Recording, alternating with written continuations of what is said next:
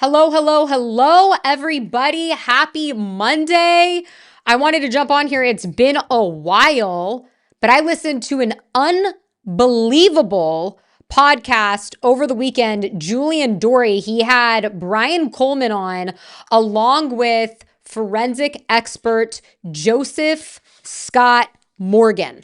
And it was so interesting. They, of course, were discussing the Charlie Kirk assassination. Brian Coleman was taking the litigator role, and Joseph Scott Morgan was taking the forensic expert role.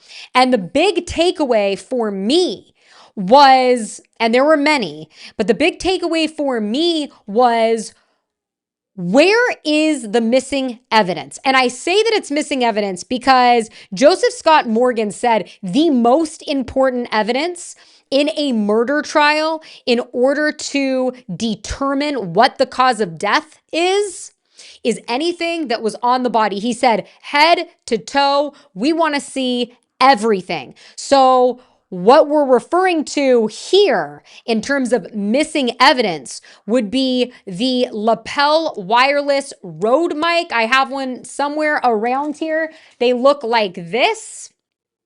Okay. And Charlie Kirk was wearing one. There's a little magnet that goes on. You put it here, and we know he was wearing one of those. There's also the handheld microphone that he was holding on to. That we will get into, but it is not in custody of the police, of the FBI, of any authorities. In fact, it's in custody of TPUSA. Where is the freedom shirt that he was wearing? And of course, one of the weirdest things that happened during that assassination was that his necklace broke off. And they discussed this in detail, that if you're shot with a 30-06, if you're shot with a antique hunting rifle, a Mauser, how is your necklace breaking off if you're shot in the neck? And by the way, you can see in the video that the necklace kind of breaks off from the sternum. King Kiwi, good to see you. Let me know if my volume is good. So I'm going to show you a quick clip from that interview. Julian Dory, unbelievable. I think he probably is the next Joe Rogan, but I want you to see this clip here of him talking about how anything on the body should be evidence. Okay, we're going to allow this, and I need to zoom out a little bit here. Let's see if we can get this in a better size. Let's see. Can you guys see this?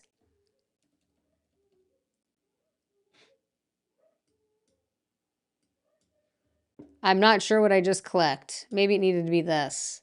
Oops. Guess I should have tested this before. I'm going to play it for you here. Okay? And you can just listen because we might get in trouble anyways for playing it since it is Julian's content. But here's what he says. Now's the time to tell me right now, because I don't want to get this thing and find something on the floor that you didn't tell us about.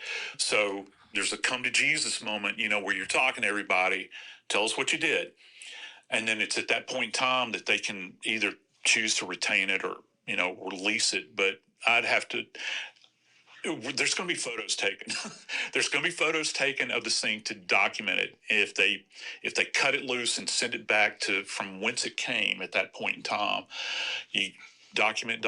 You're never going to go wrong if you document everything. Yeah. So we mentioned the necklace you thought should have been retained. What about that lapel mic he was wearing? Yes, lapel mic. Should be in evidence. Anything on his body. Okay. It's a corpus delicti, man. I mean, it's the body of the crime. It is... How in the hell they don't have that mic, I don't know. And why they don't have that necklace, I don't know. Okay, so let's talk about the necklace. I, of course, cannot show this footage, but anybody that's familiar with this case has seen the angle of Charlie Kirk from behind when he is hit with in question. The official narrative is a 30-06 from an antique hunting rifle. A lot of people don't believe that because there's no exit wound. Nobody believes that the vertebrae and the spinal cord and the tissue in the neck are able to stop that sized bullet and at that velocity being shot from 126 or 140 yards. This is what's really weird. Now, I wonder if I'm going to be able to show this now. Let's hope. Okay, here we go. Erica Kirk reveals she wears husband Charlie's blood-stained pendant that was ripped from his neck as he died. I might need to get this more into frame here. I might have zoomed in too much. This is the New York Post. This was reported, as you can see, September 21st. Only a week and a half after Charlie Kirk was assassinated. And we know we've seen that necklace, don't we? We know we've seen that necklace because here is a famous picture of Erica Kirk holding it out the window.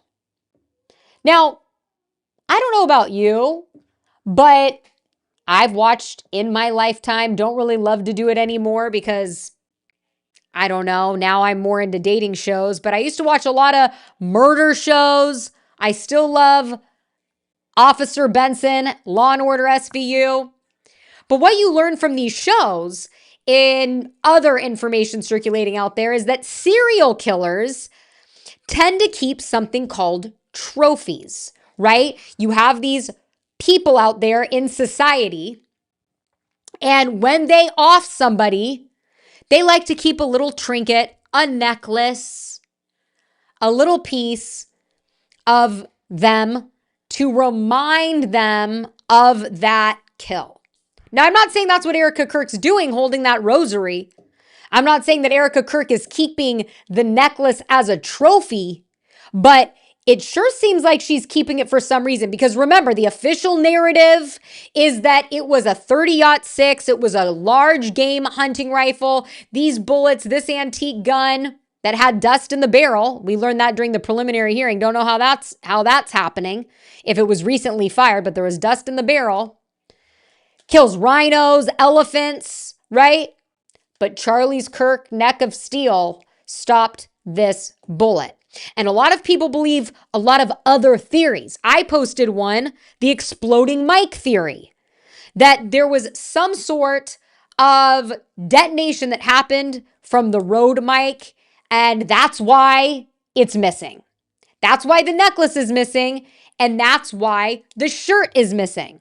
Because if a forensic expert like Joseph Scott Morgan had those pieces of evidence, they could quickly come to the conclusion that yes, it was in fact a 30-06. Yes, it was in fact this gun. Why? Because there would be residue from that gun, from that bullet on the shirt. And you would also be able to prove with the mic, the wireless mic, and the mic in his hand, that residue was on there as well. You'd also be able to look at the blood spatter.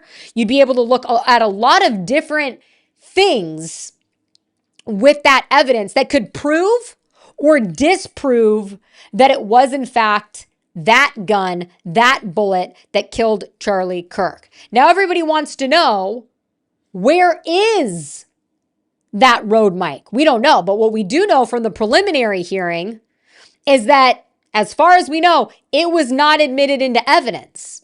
And where is that other handheld microphone?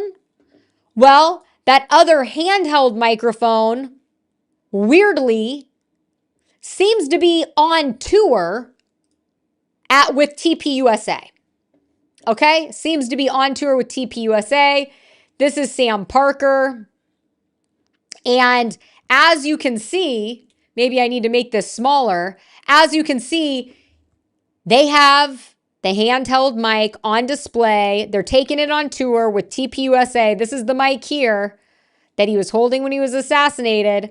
And here it is in a glass case, and they brag it still has the blood on it. We don't know that this is the actual mic. And then you can see here, there's the Rode mic on his lapel. No idea where that is. Also, super weird that you're recreating the tent, you're taking the microphone, you're taking it on tour with you so what? People can go look forward and see, oh, wow, this is the microphone that he was holding. And another interesting thing from the Julian Dory podcast, he did one just with Brian Coleman before he brought on the forensic expert. And Brian Coleman said, when you see the video of Charlie Kirk right after impact from whatever it was that killed him, you see him tense up, right? He does this pose kind of like this, and he's holding onto the microphone. But he talked to a neurologist that said they find it very odd that the prosecution is saying that his spinal cord was severed during this assassination, because if the spinal cord was severed, there would be no impulses going from the brain to any part of the body, and within 1/10 of a second, less than that, he would lose all grip, all muscle ability. And so he wouldn't be tensed up for what appears to be 2.5 seconds. He would immediately drop that microphone. And so Joseph Scott Morgan said, not only do we need those microphones, not only do we need that necklace, because that's very odd that the necklace would snap, but he thought that was a very interesting point that Baron Coleman brought up, and he agreed. He said, yes, if the spinal cord was in fact obliterated, then one, the forensic expert and the medical expert should have saved all of the vertebrae, C1 through C7, that's basically this area, along with the jugular, the tissue, everything, including the spinal cord, so that you could recreate a second autopsy from, Tyler Robinson's choice of a forensic expert, and also that you could prove that, yes, everything was completely obliterated. And then it calls into question, if it was completely obliterated, then how is he still holding on to the mic? Because a neurologist says you would lose function of that hand and you would immediately drop the microphone and you would not be tensed up in this position. Now, Brian Harple, the head of security, the one that didn't check the roof, even though he's getting paid $1 million a year, went on the Sean Ryan podcast pretty immediately after this assassination. And the more you rewatch that interview, the weirder and weirder it gets, and the more little nuggets that you find. And honestly, I need to rewatch it myself, because the things that, little clips that I'm finding now and rewatching, I'm going, this is so odd. Almost as odd as Erica Kirk, going over, I love you, I love you, I love you, touching the body, looking at these very small hands, by the way. I personally don't think this is I don't think that's Charlie Kirk's body. Personally. But what Brian Harple says on this show, in this interview immediately after, is that after they rode in the SUV, remember Frank Turek was in there? And by the way, I don't know if I got to finish this thought. Frank Turek is the one that gave Erica Kirk the necklace. Erica Kirk ended up with the necklace because Frank Turek's story is that after it exploded off of his neck, and yes, I'm using exploded because that's what looks like happened to the necklace, they transported Charlie Kirk's body to the SUV. Somehow the necklace had fallen on, this is Frank Turek's words, had fallen on his computer bag. I guess he was carrying the computer bag. The computer bag somehow made it into the SUV. You are in a situation where you are rushing somebody's body. I don't know that Charlie was alive after losing that much blood, personally. But they're claiming, they're inferring, Brian Harple and Frank Turek in different instances, that Charlie Kirk was still alive. They are inferring it because they were performing, CPR, this and that. Apparently, when he took his computer bag to the SUV, after they brought Charlie Kirk's body into the hospital, placed him on the gurney themselves, completely disregarding hospital trauma protocol, he went back into the SUV, and Erica Kirk had been asking about the necklace, and it was a miraculous situation. The necklace that had exploded was laying across Frank Turek's bag. So instead of handing that over to authorities, they gave it to Erica Kirk. And that's how you see her parading around town holding the necklace out of the SUV.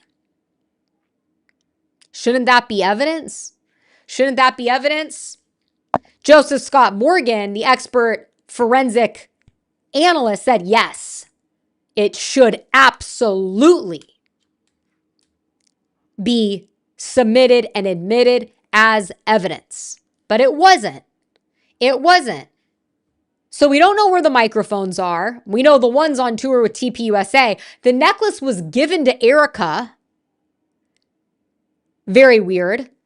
And then the Freedom shirt, what happened to the Freedom shirt? Well, remember, they bypassed the protocol in the SUV.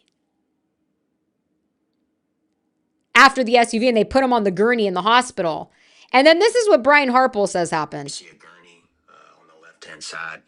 We put him on a gurney, and then I wheel him into a room. I start giving the patient information to the staff there. I end up getting on top of him and cutting the shirt that he had on off, that white Freedom shirt. And so I cut it off so they could get to him. So, you know, doctors, you know, trauma surgeons, a lot of the good ones have God complexes. That's what they call it. They're in charge. It's their trauma room. Everybody out. I've got it. I take it from here. One, that's protocol. But you want a doctor and a surgeon like that, at least I do, because you want them to feel like they know what they're doing. They have it in control. Who's allowing Frank Turek and Brian Harpel putting Charlie Kirk on a gurney? First of all, that's breaking protocol. But then jumping on top of his body on the gurney and cutting the shirt off? Very, very weird. And then he says he's doing it for this reason. I didn't articulate this to them, but I wanted to get that stuff off so they could put a defibrillator on him. And so, and then start talking about pushing drugs. And so I was back and forth with them on drugs and defibrillators. Okay, look, it's a 5-minute ride from UVU to the hospital. He said he put 36 feet of gauze in his neck on the way there in this interview. Brian Harpel said that 36 feet of gauze. Frank Turek says in the last few minutes, they started performing CPR. I think anybody that watched the video of Charlie Kirk's assassination wonders if he was breathing immediately after. It looks like a dead-on impact situation. That amount of blood loss. But we'll stick with their story. He's cutting off his shirt for a defibrillator and giving him meds. I don't buy it. I don't buy anything that they're saying. And if you're doing such a good job to try and save his life, you're cutting off his shirt for the doctors to operate. If you're doing such a good job, why are you giving the necklace back to Erica? You would know. You would know you do not do that. You know that. I know that. And I'm not a trained security person. I'm not an ex-armed forces. I just watch Law and Order SVU, and I know that. I think everybody knows that. So, very, very odd. Very odd. We don't know where that shirt is. There's been no mention of that shirt. But Joseph Scott Morgan on that Julian Dory episode with Brian Coleman said, Baron Coleman said, what you would do with the shirt is you would cut it up, not cut it up, but you would divide it into all of these grids.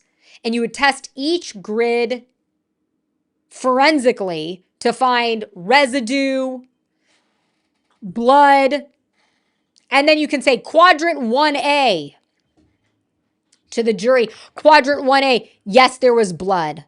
Yes, there was residue from a 30-06, or it looks like it's an exploded road mic. We were talking earlier about the severed spinal cord. and how the neurologist said you wouldn't tense up like this if the spinal cord was completely severed because it would cut that connectivity. Well, people are also wondering a different theory other than the exploding mic. Was there some sort of an electrocution going on? Because the way he tenses up, holding on to that microphone, you want to question, could that have been part of the assassination? Because no matter what, it doesn't seem like he's getting out of there alive. There could have been many different ways to off him. If the gun doesn't work, we electrocute him, we fire off the mic, who knows? And let's just also just be honest with ourselves. We don't know what weapons and technology are out there with different intelligence. We don't know what exists, right? I think it was the 1960s. It was declassified that there was a heart attack gun where they put a shellfish poisoning in a dart and it causes people to have heart attacks. So today in 2026, what exists? We have no idea. People were comparing the exploding mic theory to the pagers in Lebanon, and they said, no, it couldn't be that because, there was smoke and it was a huge explosion. But is there something that we don't know about that maybe doesn't have smoke, doesn't make any noise, something that they're not telling us about because they want to be able to use it covertly in situations like Charlie Kirk's assassination? I think that's plausible. I think that's absolutely plausible. And again, when you rewatch the videos like I was doing this morning before I started doing this story, you watch this black, you guys remember this? There's that black dot that moves from his shirt up to his neck.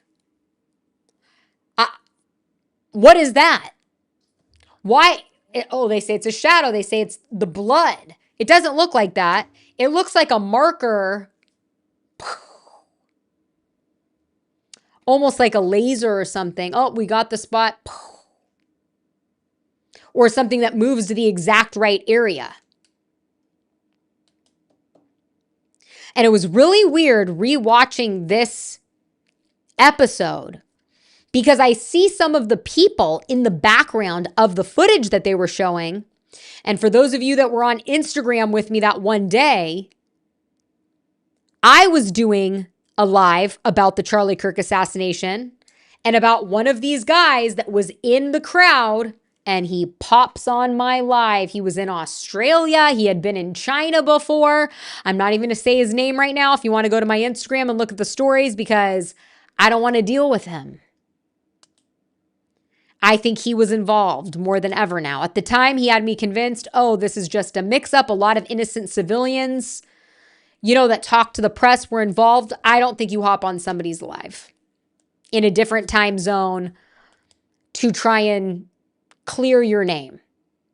And by the way, he was front row at the memorial. Those tickets were going, he knew somebody, he got in, da-da-da. No. That's a Fed op narrative. And let's not forget George Zinn, the patsy that pulled his pants down and that whole thing. There was a deleted podcast that I found. The most famous political person in Utah, that was the name of the podcast, George Zinn, who's Mormon and happened to do his mission in Langley, Virginia. He was at Ronald Reagan's funeral. He spoke with Kissinger. He has this unbelievable story. He was at the Boston bombing. He's in a 9/11 documentary. He's at the Charlie Kirk assassination. They lock him up and they say, we found Kitty, you know what, on his computer. And you know what that does? Now nobody can talk to him.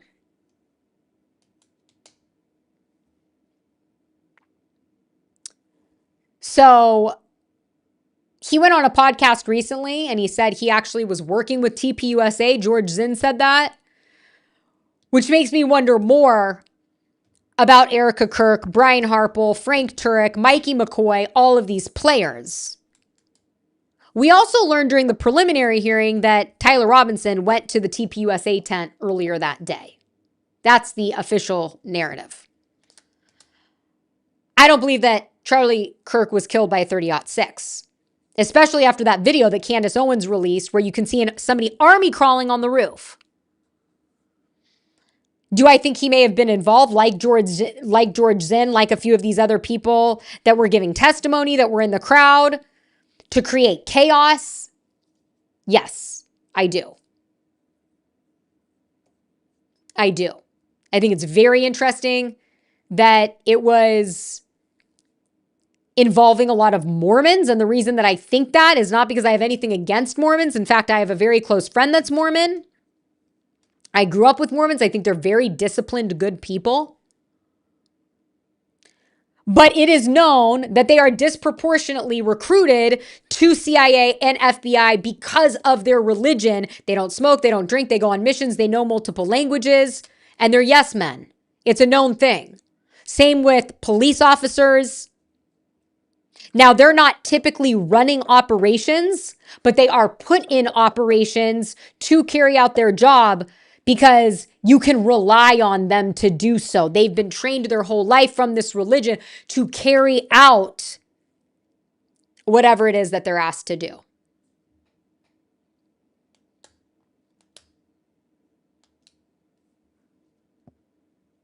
So I just can't let this go because nothing makes sense. Nothing makes sense. Nothing makes sense. I think it's woken a lot of people up. And I think it was the beginning of the war in Iran. Charlie Kirk, we know, Joe Kent, many others said he was telling President Trump, do not go to war with Iran. Now here we are. The American promises that President Trump made disappearing. Disappearing faster than the UVU courtyard, ladies and gentlemen. Gas prices at an all-time high. Cost of living at an all-time high. No new wars. Oh, we're still funding too.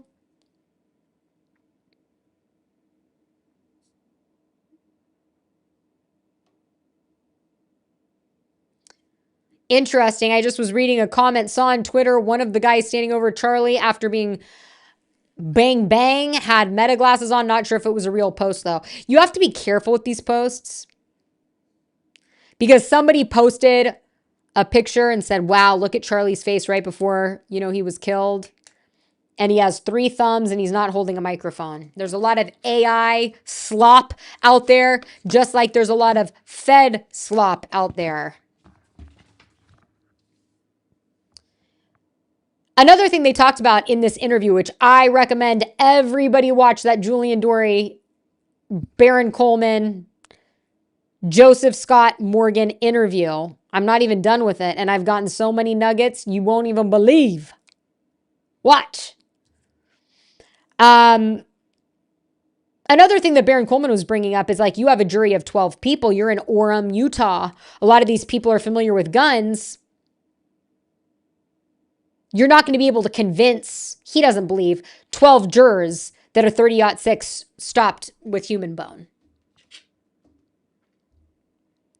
They have a lot of issues, a lot of holes, more holes than Swiss cheese, ladies and gentlemen, with this case. So we'll see what happens. But it's very interesting. I wanted to get on live. I'm going to be more committed to getting on live. And I'm going to do a little bit better of, testing my tech before I get on live so I can show you the elements that I have for you instead of playing them from my phone. But I just wanted to get on and get the point across. I'm brand spanking new on here. But I would love to, get back to my lives. When I was on TikTok and I was allowed to be on TikTok doing my lives, I did lives almost every single night. We talked about the daily news. I loved it. And that's been missing from my life. So I am going to try to be more committed to this. And thank you, King Kiwi and BRNV Dixon, for popping off in the comments. Is Erica Kirk keeping evidence to hide the official narrative? Is she keeping trophies like a serial killer? Why does she have the microphones? Why does she have the rosary? What really killed Charlie Kirk? Now, you might be set on who killed Charlie Kirk, but what did it? It's a very interesting question. And you would think, as a wife, you'd be more like Candace Owens. You'd be a dog with a bone, and you'd want to make sure that the police had this evidence. Oh my God, Frank Turk gave me this necklace. I think you should have it. You think you would be more like that. But no, she's hanging it out of a car. Very odd. All right, guys, God bless you. I will see you soon. If you want to see the whole story, check it out on Instagram. You can follow me now on Facebook, Instagram, YouTube, and TikTok. Although, I can't really post on TikTok. So only 30 minutes today, but we're going to be getting better and better. Go watch that episode. Bye, guys. Love you.